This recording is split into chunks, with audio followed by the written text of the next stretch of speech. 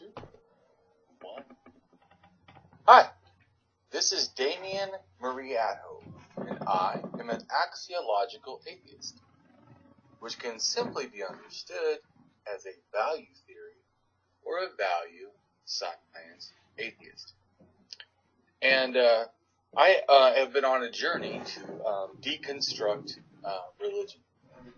And the reason is not because I like religion. In fact, I can't stand religion. But what I want to do is I want to understand how all this happened. How did we get to the religion we have today? And doing so, and understanding its parts and its features, help us to better understand how to deconstruct and show its lies. So I am happy to announce that I'm going to teach you about totemism, or at least my opinions about totemism, I should say. And so totemism to me seems to be something that I feel starts in Europe about 50,000 years ago with the introduction of humans into Europe, modern humans, because there already was archaic humans like Neanderthals.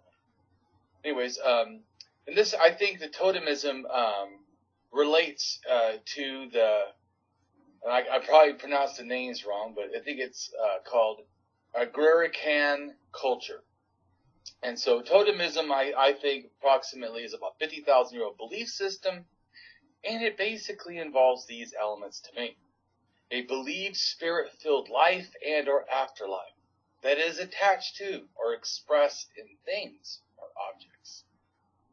If you believe like this, which I would say most religions in the world have some element of totemism spread through them, then regarding the faith doesn't matter. You are a hidden totemist if you think in this way. So the dispersal of humans is important to figure out when exactly humans, in a sense, were in Europe. And how I feel the spread of totemism happened throughout, in a sense, the planet.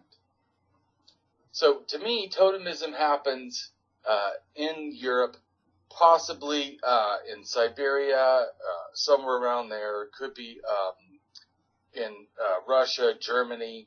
It could also, though, I feel, have a big influence in Spain and France, northern Spain and in southern France.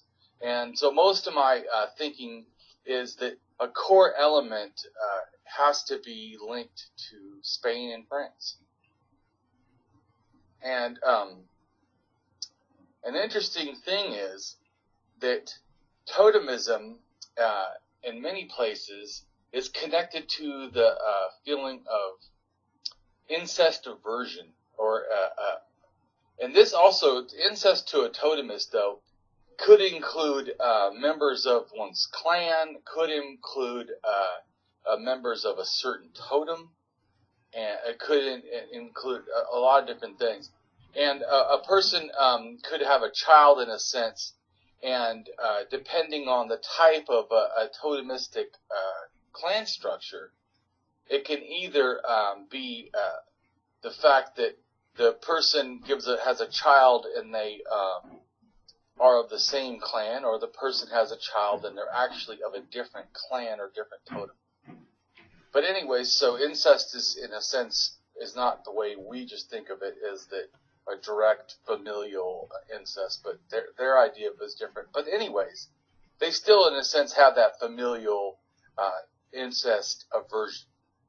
And this is interesting to me because the genetics of modern humans shows that all populations that we know of before 40,000 years ago were much more inbred than the ones living afterwards or living today. And to me, thinking about totemistic culture can be, to me, said to likely start in Europe with the dispersal and this religious transfer connection, somewhat through genes and also otherwise. Gives the impression that there might have been a transferring between types of humans, like the Neanderthal possibly, and the modern humans or archaic humans that went into Europe. So we have to understand too that like the initial settlements in Australia occurred about anywhere from 47 to 55,000 years ago. To me, that first wave entering would have actually been animists, and likely not, to me, full totemists.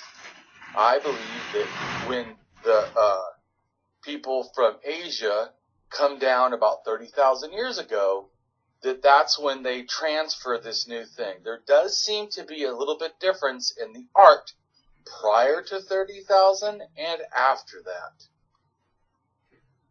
And this, in a sense, brings up the idea of the Aboriginals, Australians, and the Papua New Guineas. In a sense, they have a difference, but they're also implying that they have a long separation, and this separation of these two cultures, in a sense, or peoples, is about 30,000 years ago. Interesting to me. Anyways,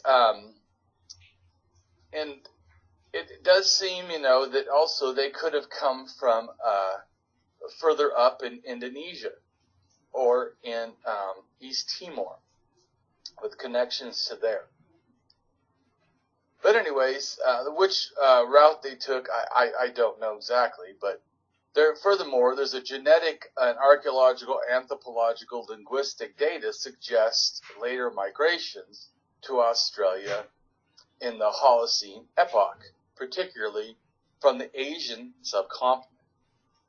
And to me, I think that is when they're possibly distributed stuff from Europe. I think Europe went to Asia, Asia then spread down. Just like Europe, to me, went to like Siberia, and Siberia went to over to the Americas and brought that DNA and that culture ideas with them. So I want to talk a little bit about genetics, because you can give a lot of speculation, you can look at tools, you can ponder things, but really to me genetics helps us understand who, where, when, how, what, in a sense, in the big picture. So the basal para group for K2b has not been identified among living males or in recent ancient remains. K21b, known previously as hologroup MS and hologroup P, or P295, also, I don't know why they have so many names, also known as K2b2, are the only primary clades of K2b and K2b1. Its subclades and P are virtually restricted geographically to Southeast Asia and Oceania today. P is most common found in Oceania, especially most common, though, in things like, or I shouldn't say things, excuse me, people like Papua New Guineas, Malaysians, and indigenous Australians and Filipinos. It was found in 40% in the Areta of Banata. I don't know how to pronounce that right. Whereas, in striking contrast, P1, or P-M45, and its primary subclades of Q and R now make up the most frequent hologroup in Europe, the Americas, and Central Asia and South Asia. Estimates for the branching of K and K2 and K2b and P point to rapid diversification within K2 that likely occurred in Southwest Asia. The subclades westward expansions of P, P1, Q, R, and so on. Let's focus a little bit on R. R1 has been common throughout Europe and South Asia since prehistory.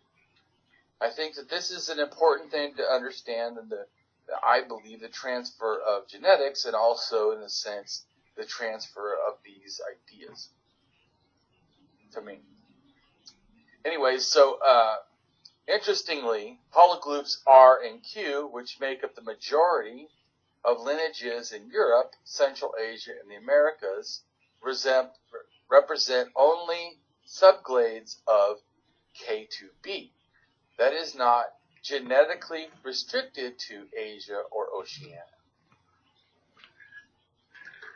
Polygroup R is believed to have arisen during the Upper Paleolithic era, about 27,000 years ago. Only one confirmed example of basal R has been found in the 24,000-year-old remains, known as MA1, found in the Malta Burut culture near Lake Balka in Siberia. They also that DNA is connected to the Native Americans, or I should say, the indigenous people of the Americas. Okay, the wide geographical distribution of R1b in particular has also been noted among living examples found in Central Asia, including the deepest subclade of R, M269, or R1B1A1A2. Wow. The most numerous branch of R1b is in Western Europe. So M1 in Africa is a result of a back migration to Africa, which occurred sometime after the out-migration of Africa 40,000 years ago. There's also, in a sense, connections in Asia with the Agrarian culture that I mentioned earlier. To me, understanding the archaeological and anthropological understanding of religion is what I try to understand, because I think it gives us more in the sense of a scientific and than just simple theories. So, did Neanderthals help inspire totemism? One could wonder, because there is art dating to around 65,000 years ago in Spain, and it must have been created or left, if that is the right date, by Neanderthals. Totemism, as seen in Europe 50,000 years ago, to me, mainly involves the Agrarian culture. The Pre-Aurignacian, in a sense, is I think, the Neanderthal, and it's a French word, but I'm not good at these reading words that are other languages. But anyways, Châtelperronian. Anyways, this is seen in Western Europe, mainly in Spain and France, possibly a tradition or cultural diffusion between Neanderthals and humans around 50,000 to 40,000 years ago. Archaic Agrarian and Proto-Aurignacian humans in Europe date to around 46,000 to 35,000 years ago. And Agrarian, which is the classical or early to late Agrarian, is humans in Europe and other areas around 38 to 26,000 years ago, showing the transfer and movement. In a general way, to me, religion kind of all starts with pre-animism, then goes to animism, a theoretical belief in supernatural powers or spirits. And this is physically expressed in or with, in a sense, totemism, a theoretical belief in a mystical relationship with powers or spirits through a totem item, in a sense, which then elicits to me a full-time specific person to perform this worship and belief interaction, thus shamanism, which is a theoretical belief in the accents and influence with the spirits through rituals. In addition, there is further employment, in a sense, added to this shamanism, totemism, animism, like Legos, is the addition of myths and gods as to the all above that's already there, which to me equals paganism, and is often a lot more nature-based than most of the current top world religions, although I think they all started in all of the above, thus hinting to their close link to more ancient religious thinking forms of which they stem. My hypothesis is expressed with an explanation building on the theoretical house. Think of a house as a modern religious development full package, but then break it down. It seems that ancient people had to survive amazing threats in a perceivably dangerous universe, and superstitions perceived as things as good or evil, because we've personified, in a sense, with animism, the world itself, seeing the whole world alive, the whole world with intent, the whole world with magic. And this sense of immorality that brings, the right and wrong, the good, the bad, the taboo, the imperfection of the belief in soul, the actions, which as though it affects, but it does not. Still, people live that this is true. The same way this led to ancestor worship in our deep past. Presumably, this ancestor worship led to the belief in supernatural beings, which some of these were turned into the belief in gods. This feeble myth called gods were just a human-conceived idea, made from nothing into something over and over again, changing again and again, taking on more as they evolved, and all the while they are thought to be special. However, it is just a deep expression of supernatural, animistic, spirit belief perceived as something sacred. Historically, around 5,000 years ago, in large city-state societies such as Egypt and Iraq, culminated to make religion into something kind of new, a socio-cultural government religious monarchy, where all, or at least many, of the people of this such large city society seem to be familiar with and committed to the extent of the religion offered to them, as it integrates into life and identity like a package of controlled dynamics, with a fixed, closed, magical thinking doctrine that cannot be questioned.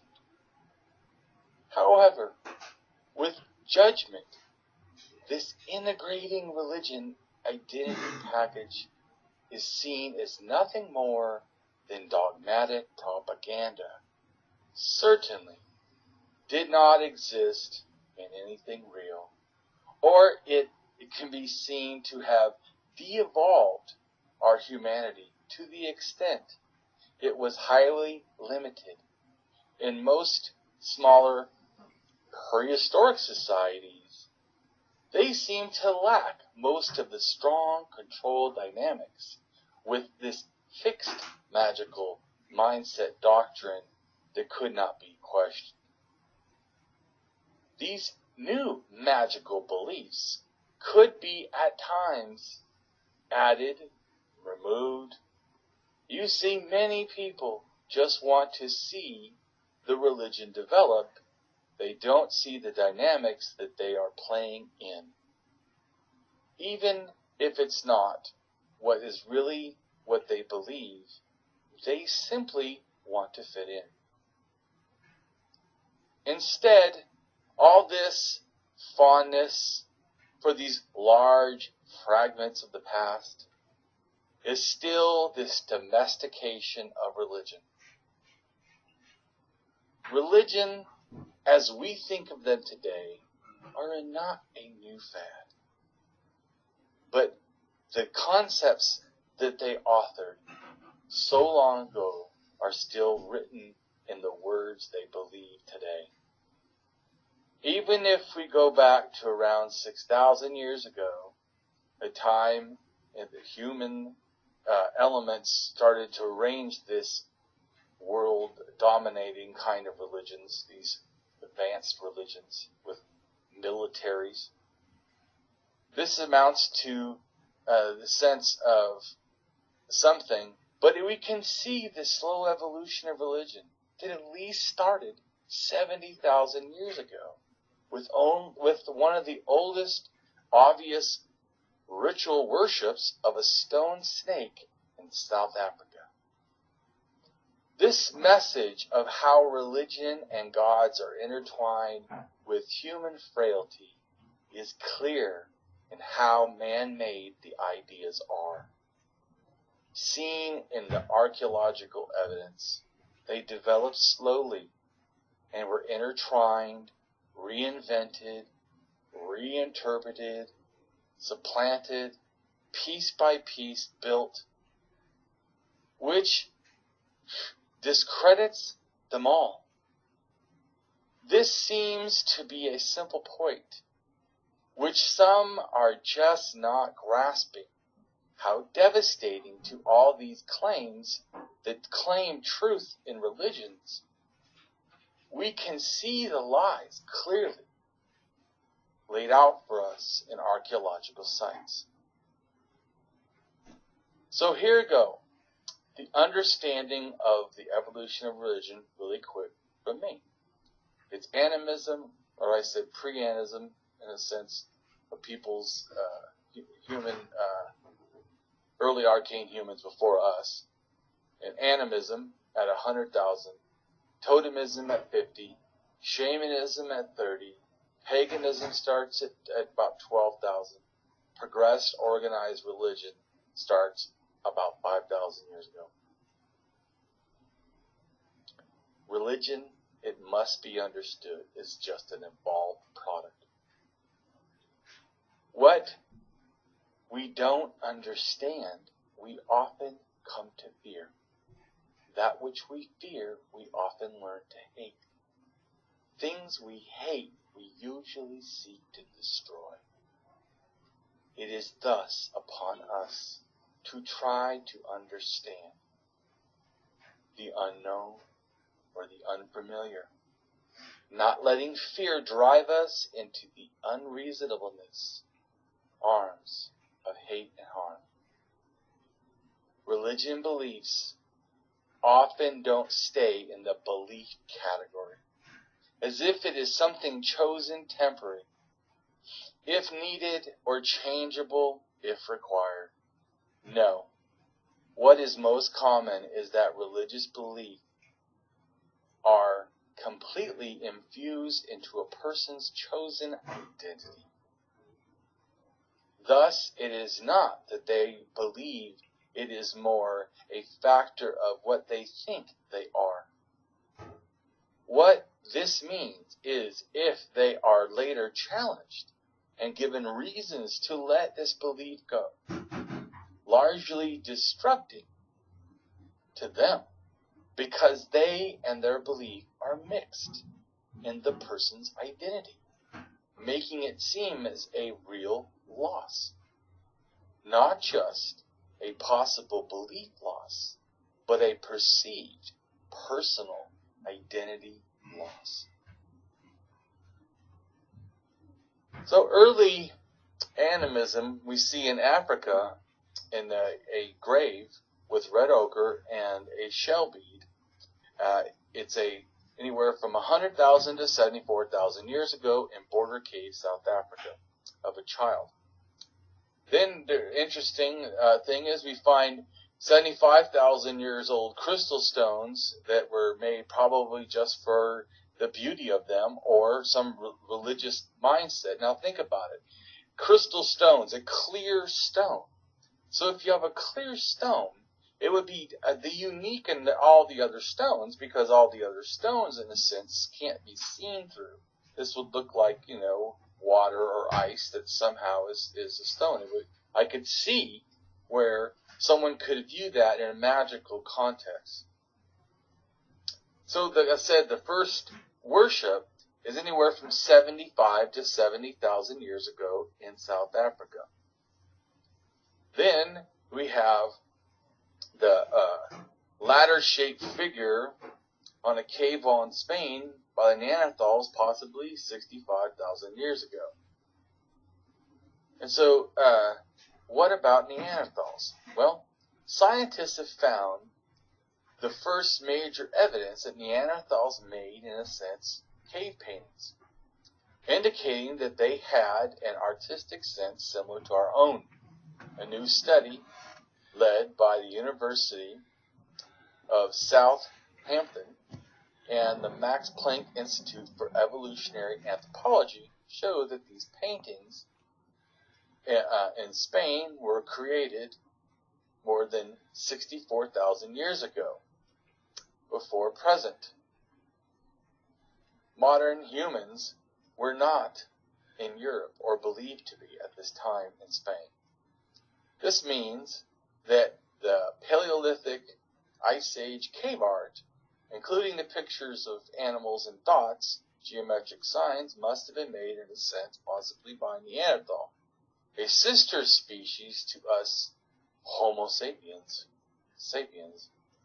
and Europe's sole human inhabitants, in a sense, at the time. It also indicates that they had a similar artistic sense, and possibly, as I think it could be, may have even transferred some of that to us. Or at that same time that we interacted, we transferred stuff to them. Anyways, in terms of thinking symbolically, though, they seemed similar in a sense to modern humans that came to the area. And in the Journal of Science, the study revealed how an international team of scientists used state-of-the-art techniques to figure this out. And there's a possible Neanderthal origin, in a sense. And so, also, Neanderthals are our closest, in a sense, extinct relative. But for a long time, they had this bad reputation of being backwards. But I think that that's unjust and uncalled for.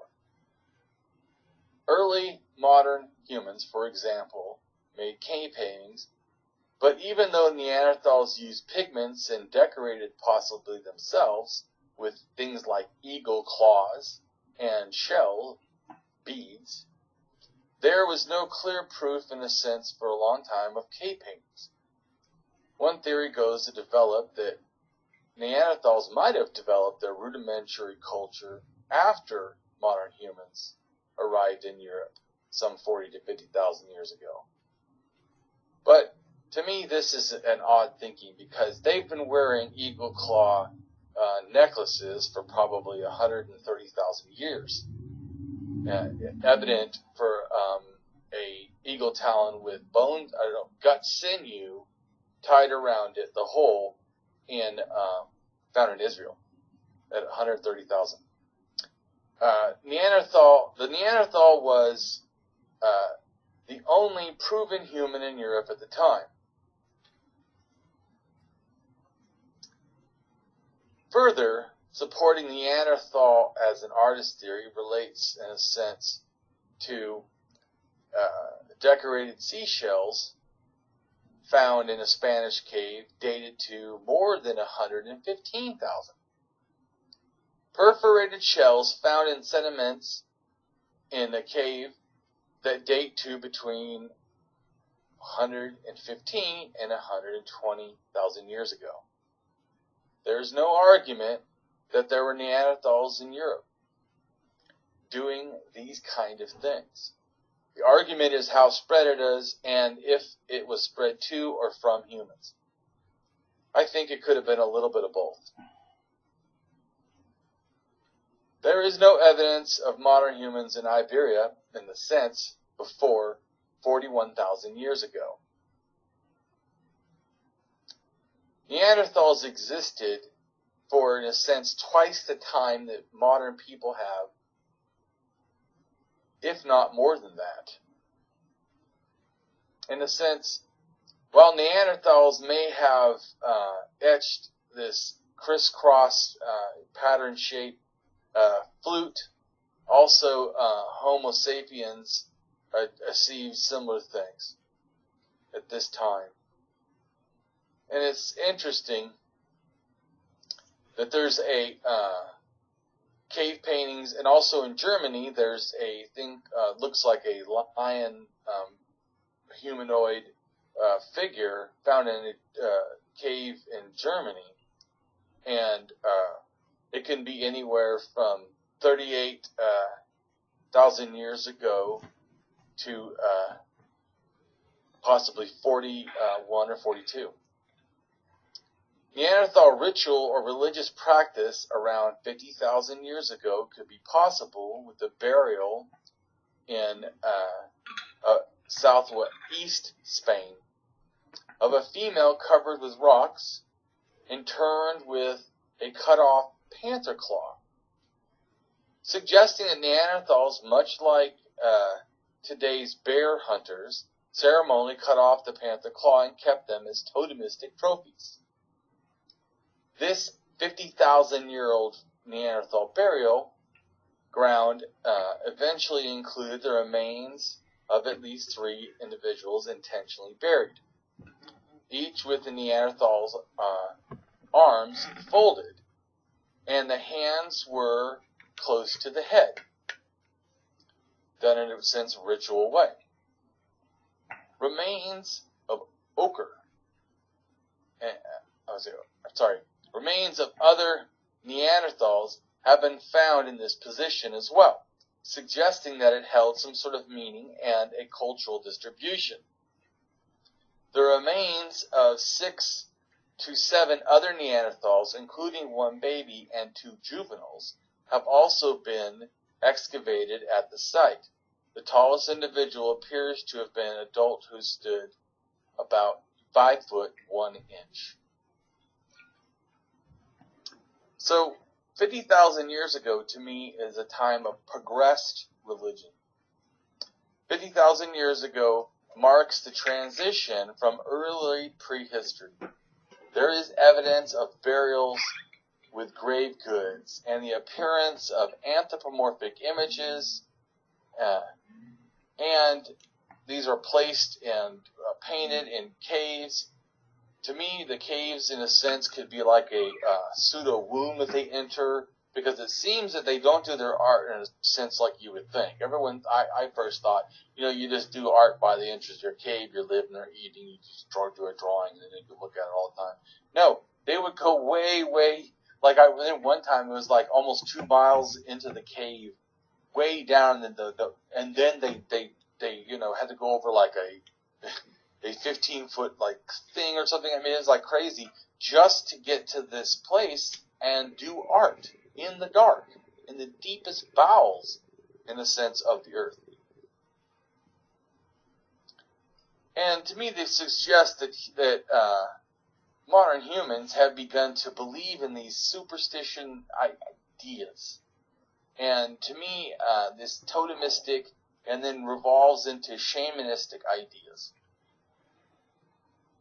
Likewise, this time, humans have evolved the traits associated with modern human behavior that we think of today.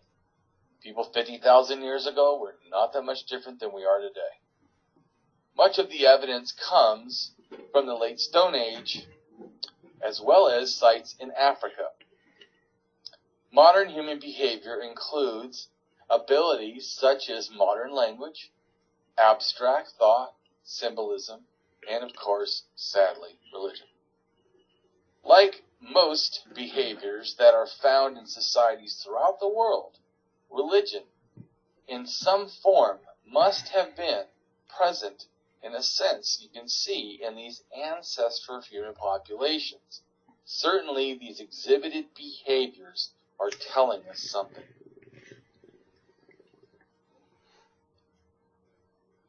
So, Totemism begins around 50,000 years ago in Europe, to me, mainly with the Agrarian culture.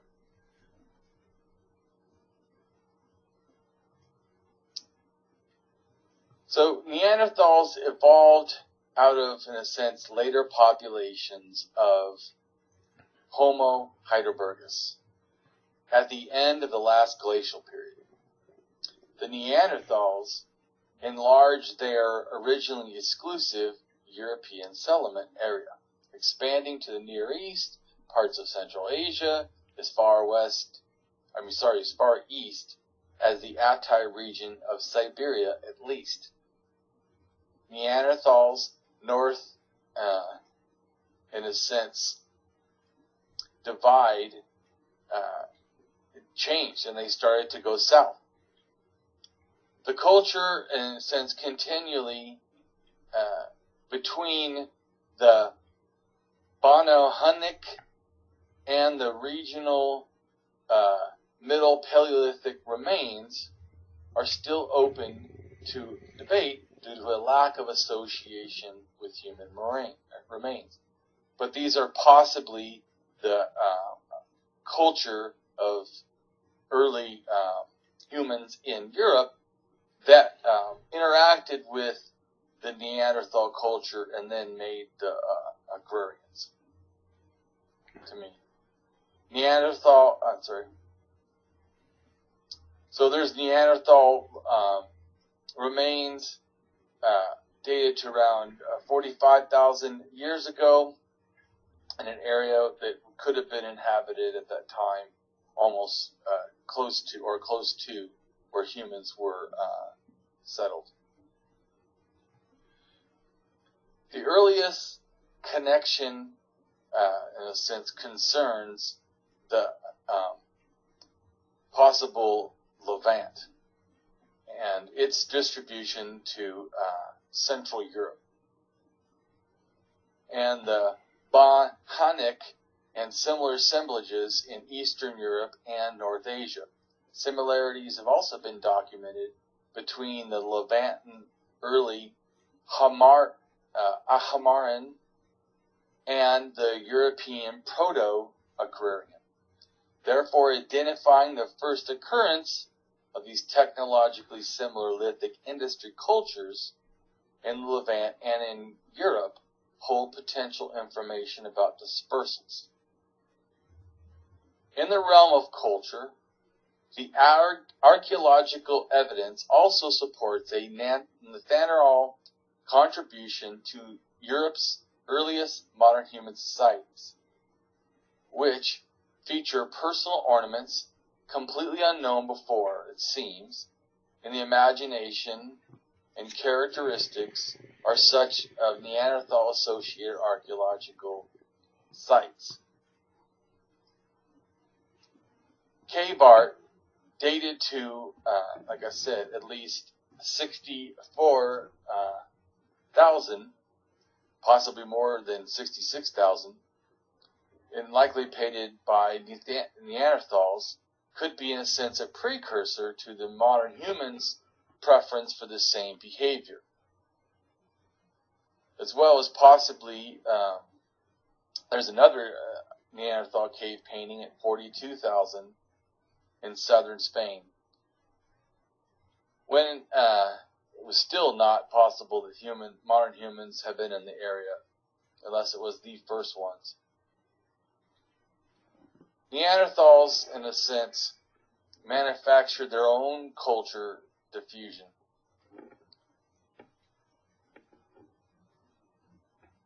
Possibly a portion of ornaments can be seen in early Châtelperronian layer, or for the Neanderthals, can be interpreted possibly even as these newcomer humans, activities in the cave, or not. There are some deposits on top of the earlier or later deposits.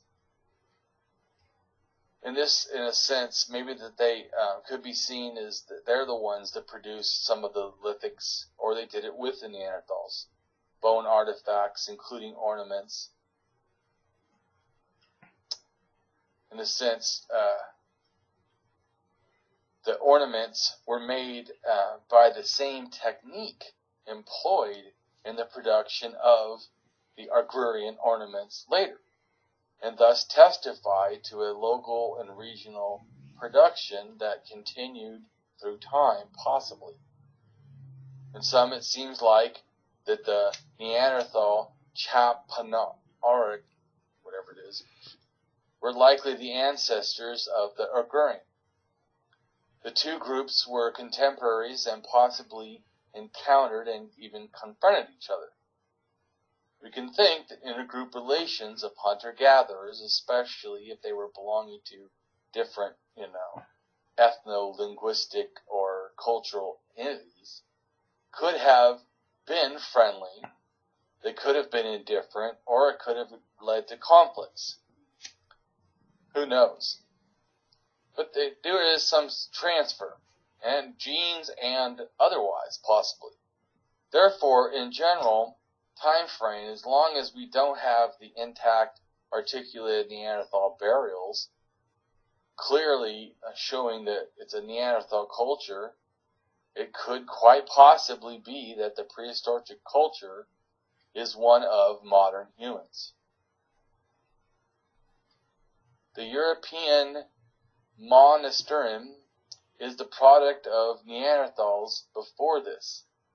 It extends roughly from 160,000 to 40,000 when it changes.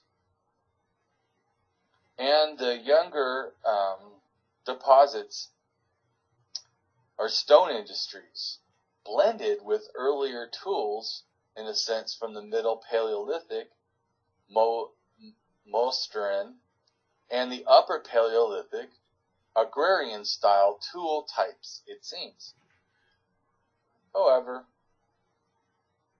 just don't know. In a sense, it could have been a diffusion of cultural things. It might have taken place between modern humans and Neanderthals once, maybe multiple times. Maybe they found items that were already made and didn't have direct transfer and simply just copied items that were found.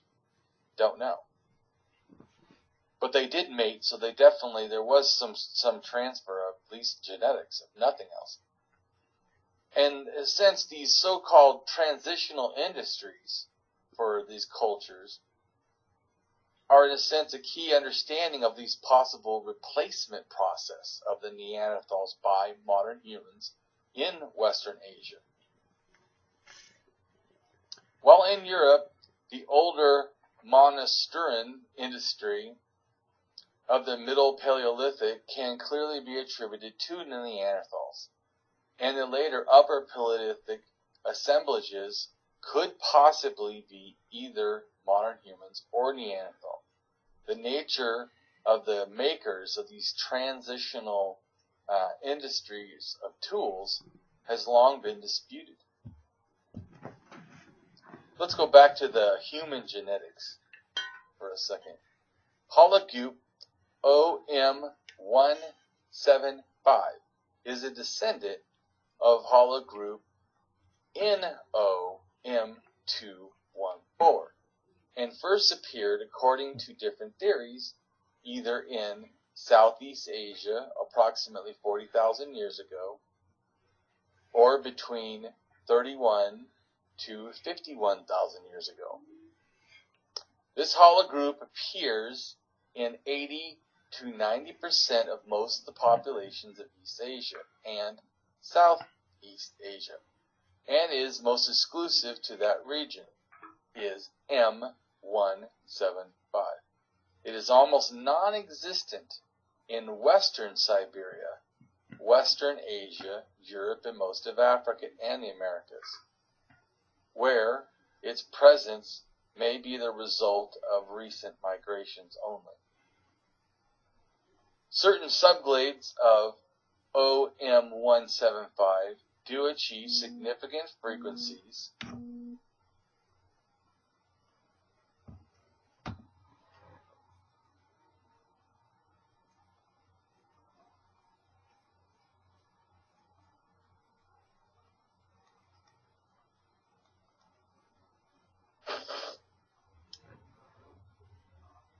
K2 or KM526 is found in Southeast Asia starting around 30,000 years ago to 40,000 years ago, splitting into K3, M, N, O, P, S, Y, hologroups M, is a descendant from the hologroup K2B1 and is presumably first appeared between 32 to 47,000 years ago in South Asia. Most populations, 50% to 100% in West Papua New Guinea, belong to hologroup M, to P256, and it likely originated in Malaysia and then spread into Indonesia, to Micronesia and New Guinea. Hologroup S, or M230, is found primarily in populations in Papua New Guinea with lower frequencies in Malaysia and Indonesia. Possible time of origin is 28,000 to 41,000 before present, and possibly originated in Papua New Guinea or Indonesia. K2B1, its subglade, and P are virtually restricted in a sense to South Asia and Oceania.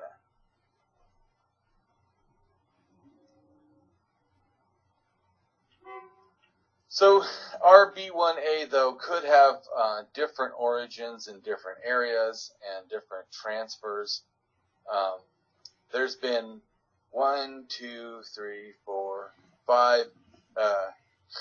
6 almost like ideas of where it could be exactly. Somewhere between Europe, Asia, it just depends, or the Middle East. So Agrarian culture, though, in general, to me, is anywhere from about 48 to 47 to 41,000 years ago, is sort of like its thing. Interesting enough,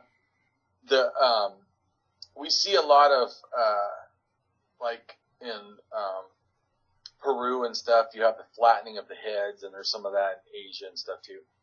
Well, to me, I think that could be linking to an older culture. So, the first evidence for possible skull modification was among our ancestors, and it comes from 45,000-year-old Neanderthal skulls from Sindar Cave in Iraq. After the dispersal of modern humans out of Africa sometime around 70,000 years ago or so, modern humans appeared in in a sense, Western Eurasia fossil record, and certainly by 45,000 years ago, they began to transition out from the Neanderthal occupation before them into this expanding modern human populations.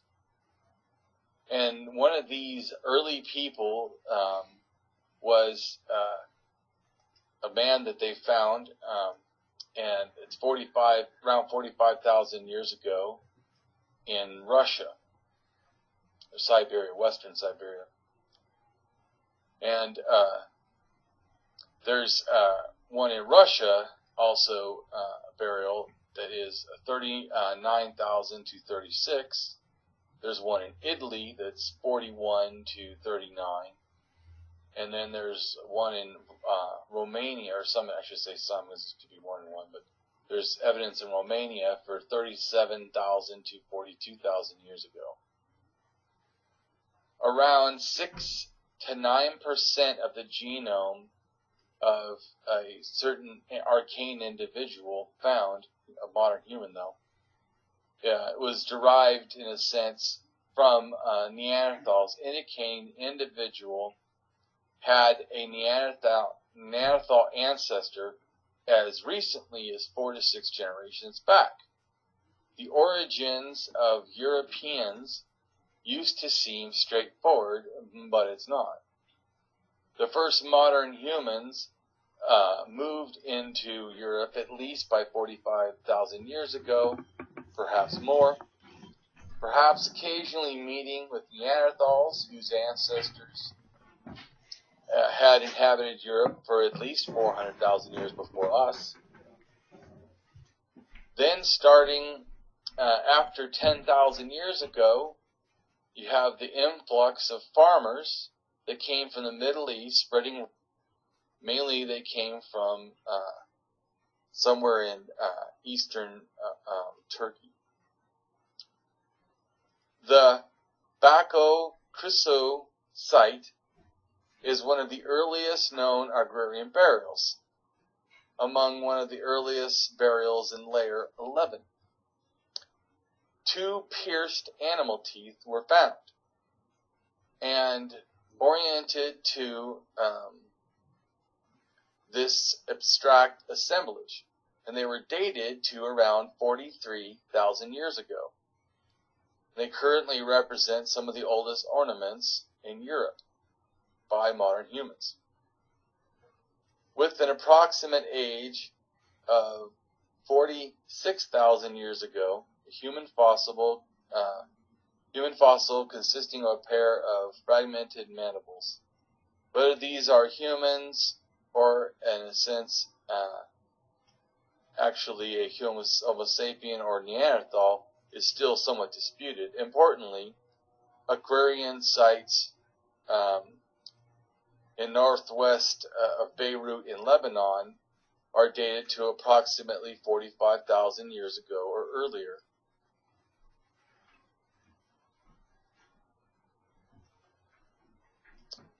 Zagros, whatever it is, mountains in Kurdistan, located in northeast Iraq, held the first evidence for possible skull modification among our ancestors, in the form of the 45,000 year old Neanderthal skulls in Cinder Cave. And they were inhabited by Neanderthals for over, in a sense, a span of 30,000 years. In a sense, they were there from 60,000 to 35,000 until the arrival of modern humans, in a sense, and after, possibly. The Sindar skeletons and their burials suggest complex socialization skills at this time. Caring for other members of their group is evident that the Neanderthals were doing this. Archaeologists believe that Sindar I was taken care of by other Neanderthals in his social group. It would have been very difficult for him to live long enough with his severe injuries. His partially healed, in a sense, without help from others, he would have died. Both Sindar I and Sindar V exhibit what is seeming evidence of artificial cranial disformation. The most striking aspect of these skulls is their combination of frontal flattening and the unnatural curve of the back. Sundar 5 shows significant forehead flattening, it seems. 4.5 standard deviation from the general population. There is also a report of a 20,000-year-old skull found near Beijing, China, that may have been modified as well. Then we have the Ko swamp from Australia, possibly dating to as early as 22,000 years ago. It has at least 40 individuals were buried there with grave goods, some of which were mussels and shells, and some of them were stone artifacts. There also was marsupial teeth and, of course, the red ochre. There is also a report in the sense of a cranium from the site that south, it was broad and elongated, and the forehead had been flattened in a sense artificially, and it's dated, this one in Australia is dated from 14,000 to 9,000 years ago. Australia's ancient inhabitants were among some of the first to deliberately disform the shape of their skulls. The earliest examples of intentional skull disformation in the Americas is found in Peru, and it's dated to around 9,000 to 8,000 years ago. The practice put down deep roots in Peru, spreading throughout the Andean communities and the rest of the continent from there, it seems. Excavations of ancient Peruvian remains have been found in a vast majority of them. It seems possibly up to 90% of them have deformed skulls. The agrarian culture. Who were the indigenous people, in a sense, in Indonesia before the Chinese, in a sense, and the people from the Indian continent migrated there? This to me brings up the idea of early human migrations. Sequencing one Aboriginal Australian genome from an old hair sample in Western Australia revealed the individual had descended from people who migrated into East Asia between 62 and 75,000 years ago. This supports a theory of a possible large single migration into Australia indicating before the modern Asians, which got to the area about 25 to 38,000 years ago. And I think that's when they brought the totemism and some of their type of shamanism ideas. And their later migration, in a sense, these same kind of peoples, to me, into North America. This dispersal is, in a sense, separated, but in some ways transfer connected. And I think around that time, totemism enters the region from these arcane early Europeans by way of Siberia, thus through Asians. One of the sense gives rise to the modern Asians in the area and Asians in general, about 25 to 38,000 years ago. We also find evidence of gene flow between populations of two dispersal waves prior to the divergence of the North American continent from the modern Asian ancestors. It is surmised the DNA that split between Europeans and Asians dating from 17 to 43,000 years ago before present. Hologroups A, B, and G originated about 50,000 years ago. And sequence since colonized Siberia, Korea, and Japan by about 35,000 years ago. Several phenomenon traits associated with Mongoloids with a single mutation of the EDAR gene dated to about 35,000 years ago.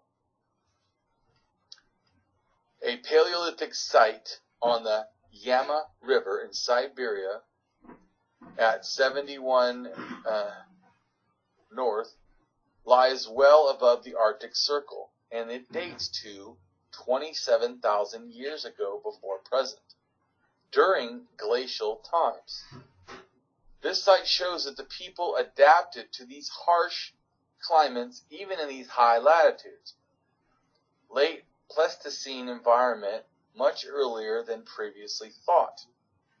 Moreover, the genome of a 35,000-year-old Homo sapien from Europe, individual from Romania, supports a Paleolithic back migration to Africa.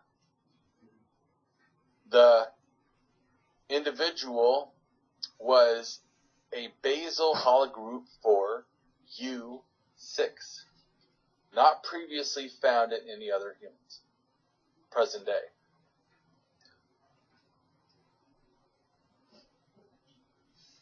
The derived 6 holotypes are predominantly found in present-day northwest African populations, and are found in Europe and have been attributed to a recent gene flow connected to North Africa. The presence of basal hologroup U6 in Southeast Europe, Romania, at 35,000 years ago confirms a Eurasian origin of U6 mitochondrial lineage. Consequently, it can be proposed that this individual is an offshoot of the Southeast Europe that can be traced to the earlier Upper Paleolithic back migration from West Asia to Africa, during which time the U6 lineage diversified and emerged into the present-day U6 African lineages. After the dispersal of modern humans out of Africa, hominoids similar mythology and present-day humans spread into Western Asia. The first insights of the genetics of early Eurasians, modern humans, were recently provided by 4 ancient genomes. One in Western Siberia, dated to 45,000 years ago. Russia at 39,000 years ago. Although the first genomes of the ancient African individuals, Ethiopia, date to about 4,000 to 5,000 years ago, identified with another back migration from Eurasia to Africa, and it was within the last 4,500 years ago. The scarcity of older human remains in North Africa has presented researchers with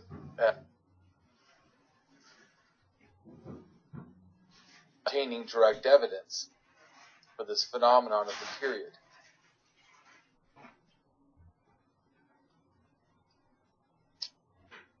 $43,000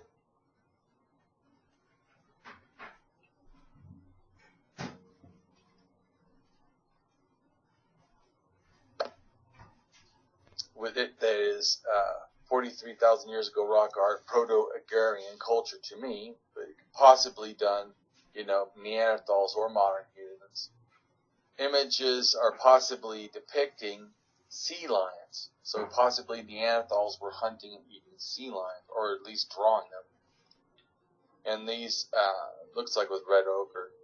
But charcoal remains found beside these 6 paintings in Spain is where they get the evidence for the dates. So there was a large, in a sense, artistic explosion that it kind of happens when modern humans enter Europe. There seems to be the culture from then is from about, or at least 43,000 to 35,000 is just an explosion of art and ideas.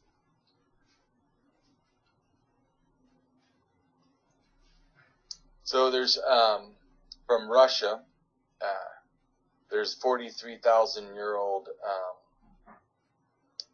looks like a pendant, or it possibly could have been something that they wore like as a bead on their clothes or something. And it's made from a fossilized squid. So there's a little plaque piece, and it's possibly relating to Agrarian. It is similar to other Agrarian culture type items. And it seems to be, to me, the one side has a man, or could be even like the Lion Man from Germany. Also, in a sense, decorating its other side is a whole bunch of little nick marks. And the arms also have lines that seem like decoration, which do appear to also be on Agrarian type of ideas, at least a few, from anywhere from 43,000 to 28,000 years ago. This little statue thing or whatever, it's also associated possibly with connections to the statue, like I said, from Germany. The ivory statue, though, is about 32,500 to 38,000. There are, in a sense, on the tablet that it has about 86 notches.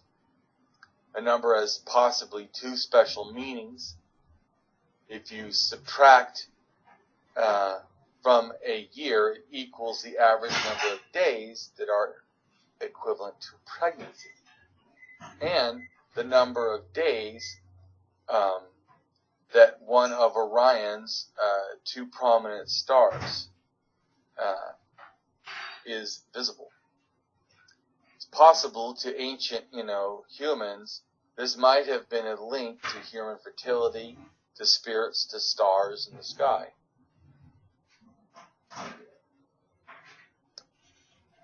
Okay, there's cave art in Spain dated to 40,800.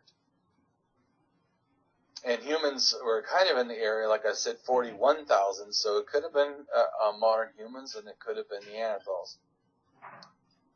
And I think it's basically dots, maybe. I think that adding of dots could reference also stars. Even something like the sun in the day and stars at night, or including the moon, or other celestial bodies. To me, stars in general as ancestors, animal spirits, and possibly even deities is seen at least back as far as 6,000 years ago.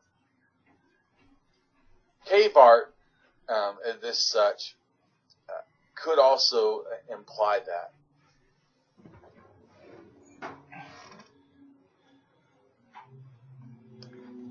And there's also from the Dasovian cave, which is a cave in the Altai Mountains of Siberia, Russia.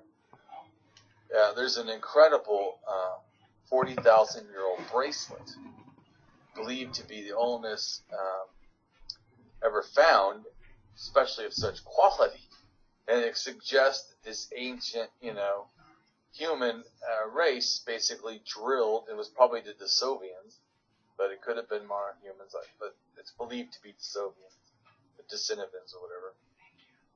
And it seems that it could have used possibly drills. At first, though, thinking of someone drilling fast, it seems like to us, like something that would be odd, but to me, taking a stick and spinning it real fast is something you could have already been doing to build fires.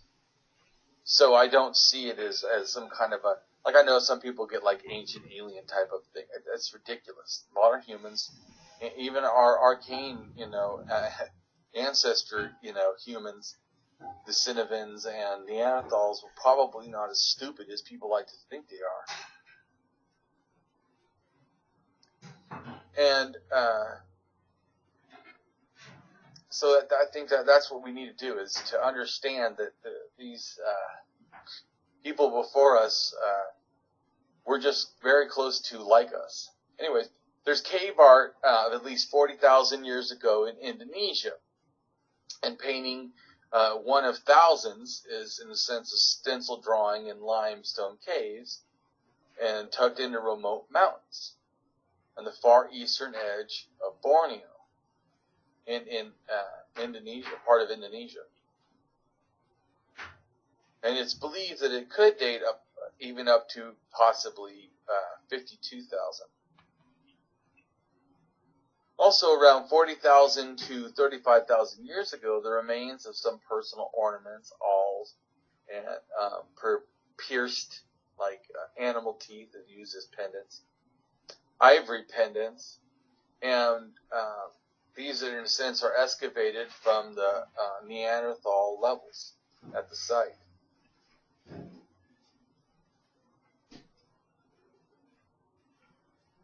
Then to me, there's the most, in a sense, unique is, in a sense, what they call the Venus of Holophus. I don't know, Holophus or whatever. From Germany. Venus is just like what they consider like a goddess or like a female figure or something. I don't not say this is a goddess. To me, it's a pendant. It does represent a female. Probably just some form of hunting magic or belief in some sort of goodness of life or whatever, fertility, well-being. It's possibly dated 40,000 to 35,000, and it comes from the Agrarian, and it was pierced, like I said, so it was worn. And in place of a head is where it has the perforated hole, so it can be, in a sense, worn as an amulet or a pendant or something. And in the region of Germany, the area it's found is a number of caves that yield many Mammoth Ivy artifacts in the upper Paleolithic period. Approximately 25 items have been discovered to date. This is a concentration of evidence of these behaviors of modernity, and especially when it includes figurative art, and there also is musical instruments. And among humans of the period from 40,000 to 30,000 years ago. And it is speculation that this is the Agrarian culture. Within a distance of 2 feet of the Venus, there was found a flute made of vulture bone.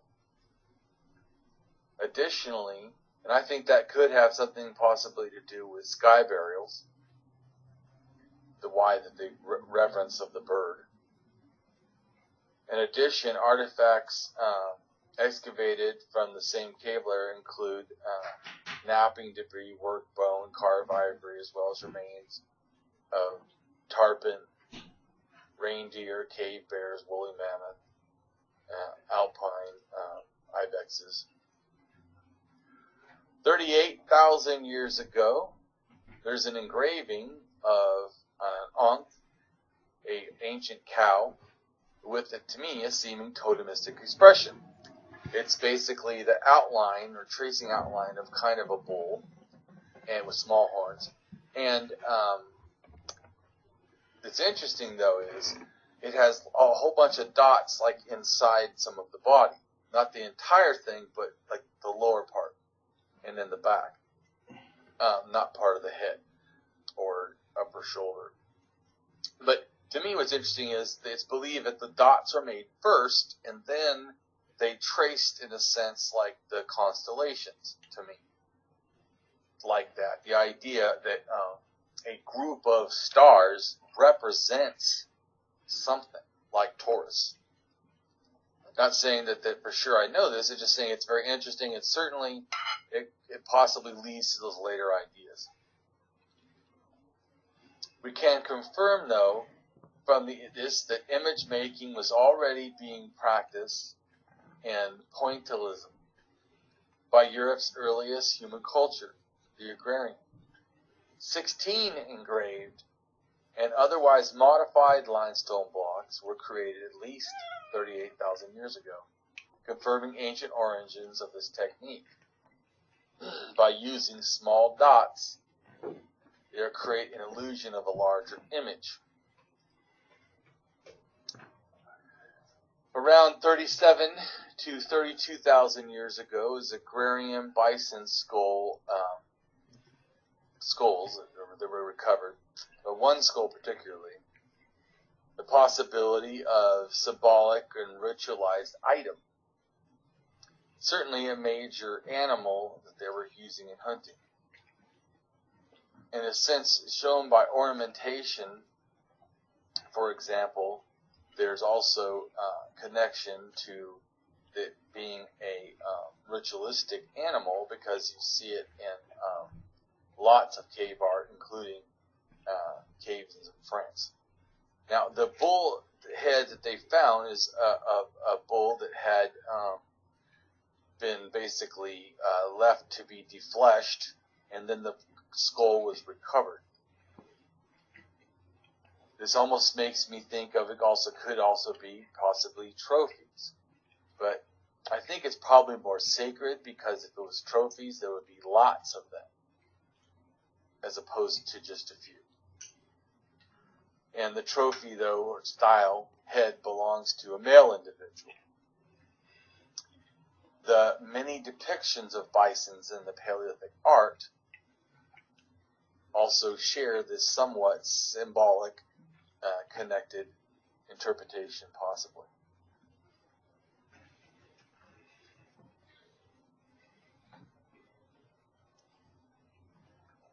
Well, some of the earliest, graphic representations in France and occurring wall images, such as at the grotto of Châtelperronian and the grotto of the Alderin, as well as ivory sculptures from southwest Germany and painted limestone blocks from Italy, seem to be connected or share a general transfer of ideas, possibly. Although a rich, in a sense, corpus of Agrarian can be thought of as really encompassing 40,000 to 28,000 years ago, with things like wall paintings, engravings, and the bas-relief sculptures, compared, in a sense, to these paintings. There also is a lot of what appears to be vulvic or vagina reference, especially just from the front, not looking at it like open or anything sexual, but just as if someone was standing. Interesting enough, most of the representations, they have representations of hair in the Upper Paleolithic, but a lot of the representations, or almost all of them I can think of, in a sense that they think of as relating to the vulva, are actually hairless. Now, does that mean they're young, or does that, because there's ones that appear to be not young, very, in a sense, overweight and probably elderly, and yet they still have this. So maybe they actually were shaving. Because certainly, we think that our things weren't sharp enough back then because they were rocks. Volcanic rock is so sharp it could be used as scalpels today. And anyways, and so the oldest of these graphic images what could be a stylized version of a vulva or whatever, actually looks more like a placenta drawing of a placenta, and is 35,000 years ago from France. So in 35,000 to 30,000 years ago, in prehistoric ornaments, in a sense, in Indonesia, we have the piercing of hole drilled and put on a possible string for a little bear finger. We also have the splitting into little discs to make beads from boar's tusks.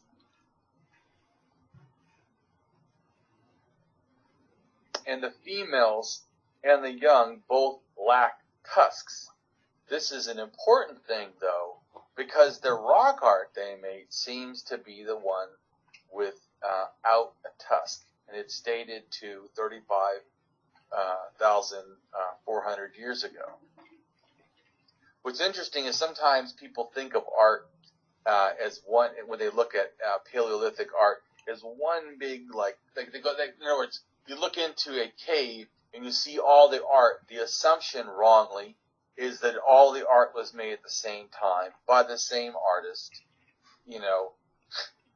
It's completely wrong. In fact, some people thought before that like a handprint directly next to a piece of art was like signing the word. This is false, because in Indonesia there's a handprint that is dated to 39,900 years ago, where it is like hands width away from the art that's 35,400 years ago, 35,400 years ago. So even though things are right together, doesn't always. In fact, there's a thing in France that they call the sorcerers, which is a bull and a lion, and one of their legs makes, in a sense, looks like legs of an anthropomorphic, woman, because in the middle of the waist it has a vulvic triangle. The interesting is, though, that vulvic triangle was made a lot sooner, a lot older than the lion or the bull that was then later added to it. This helps understand that we have to understand really how the art is being laid down, not just that what we see as the final product of thousands of years of multiple people. So I had to go look up for myself to figure out where East Timor was in Indonesia in relation to Australia. But once you look at it, you can kind of see where they could have followed, migrating, could have followed the route of the islands and getting to Australia. 35,000 to 30,000 years ago, there is burial with little shell beads all over the head like a shell cap, and it has red ochre. Agrarian burials date to at least 7,000 to 30,000 years ago, belonging to the early phase of this period in Europe.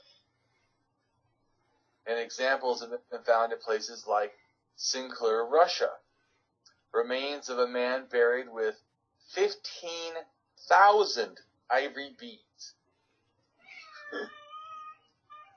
And the partial burning into the bones of the feet suggests that he was placed on embers. A burial at the another cave in Châtelperronian, a burial, like I said, wearing the cap. In a sense, also, there's one with a deer teeth and red ochre around the face, and bone awls along the sides.